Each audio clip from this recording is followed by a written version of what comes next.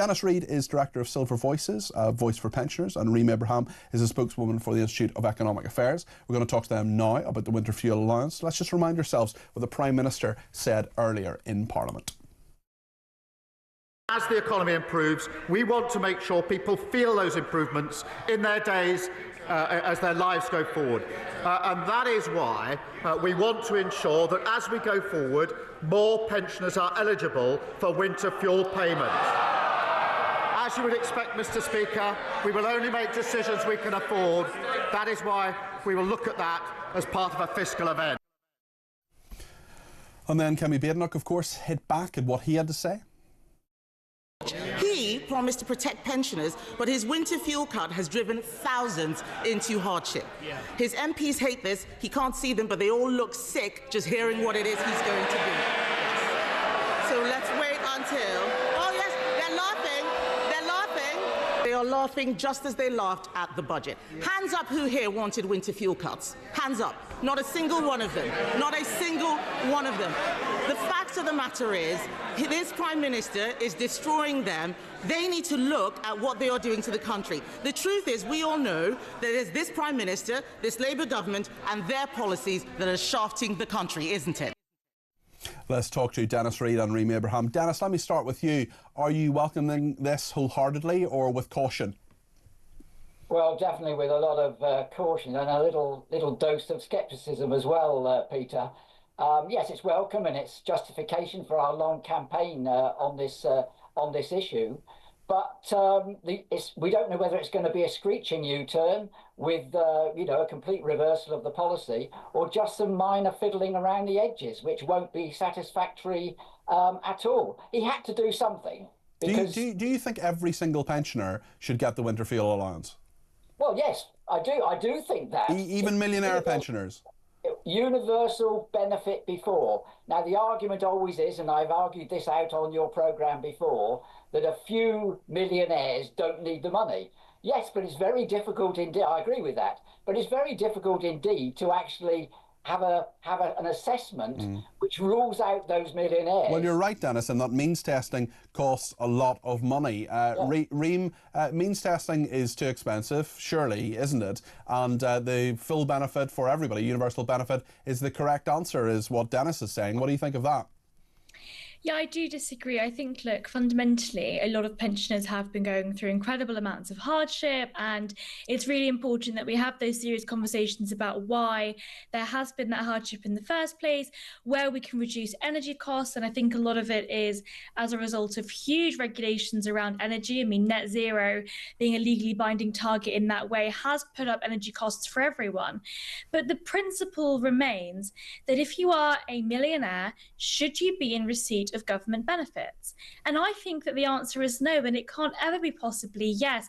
I understand. Do you disagree with the winter fuel allowance in principle, Reem, as an idea?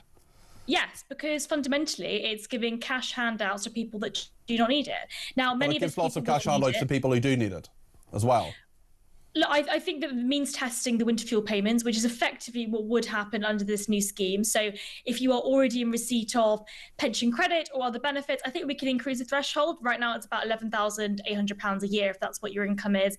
I think we can definitely increase the threshold and talk about whether or not enough people are actually receiving pension credit. But fundamentally, the principle remains, not every benefit should be universal. And actually, if you are somebody like Alan Sugar, you are a millionaire, you should not be in receipt of government benefits. And fundamentally, we are paying the highest tax burden since the Second World War, huge amounts of money being spent. And actually, the tax burden is predicted to get even higher. Reem's right, isn't she, Dennis? Reem is right in that the increasing the threshold and getting some element of means testing is actually not a bad idea, especially when the Alan Sugars of this world, and actually many people who earn an awful lot less money, who could in theory give it to charity but often don't, they don't need the winter fuel allowance, do they? I don't agree with anything that Reem says, because her organisation doesn't agree with any pensioner benefits. It doesn't agree with the triple lock. I don't think it agrees with the state pension. So I take what she says. Do you disagree with the state pension, Reem? I think that there are better ways to reform it. I think the fact that pensioners are being given so little is as a result of the way that government have set up pension systems. I think that actually we should be looking towards a more private system. Countries like Singapore have done this really well, and it would mean that pensioners are lifted out of poverty. So I think that's a bigger debate, and maybe we'll have that bigger debate on another occasion. But I want to let Dennis finish his point there. Well, yes. I mean, the fact is that 10 million pensioners lost their winter fuel payment this winter. Millions of those actually struggled to pay their energy bills as a result of this. Millions of those people had to cut down on food. Millions of those people actually wore outdoor clothes indoors. Millions of those people cut down their social activities because of this callous policy. Now, the best way to resolve that cheaply, in the sense of not having means testing, administrative apparatus and so on, is to restore the payment in full. If they then want to come back later and have a discussion with us about, perhaps putting the means testing at the level of the higher rate of tax, for instance, that anybody above the higher... Why not just sort it out now, Dennis? Why not just get it all done and dusted now, get it sorted out and with a permanent system so everybody knows where they are? Well, yes, but we're talking about next winter. And the other worrying thing about the speech today... There's plenty of time between now and next winter. The government can do things very quickly. They sorted out the Scunthorpe blast furnace in a day. Look, the point I'm making is, you didn't let me finish, Keir Starmer said that he would announce the policy at the next fiscal event.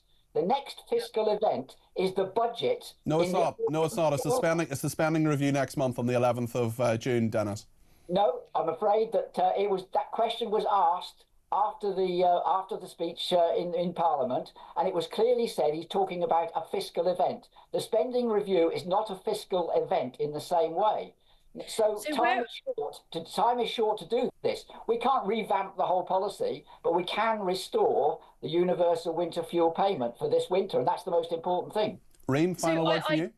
If I could just come back on that, where I do agree with Dennis is the timing of this. So when the cuts to winter fuel payments were made, they were so immediately before winter that actually I don't think many of those pensioners that were eligible for pension credit, they were eligible for that additional money, and they weren't able to be communicated that kind of policy idea. So a lot of them weren't able to receive the money they were entitled to. So where I do agree with Dennis is that the timing has to be right. But the principle of means testing benefits, I think, has to always be upheld, because fundamentally it is unfair that people like myself are being taxed to the oblivion to give cash handouts to millionaires. I'm sorry, but I can't ever see a system in which that is fair. Final word from Dennis. You can't justify a policy which penalises 10 million pensioners on the basis of a few millionaires who maybe shouldn't. 25% of pensioners are millionaires, Dennis. You know that.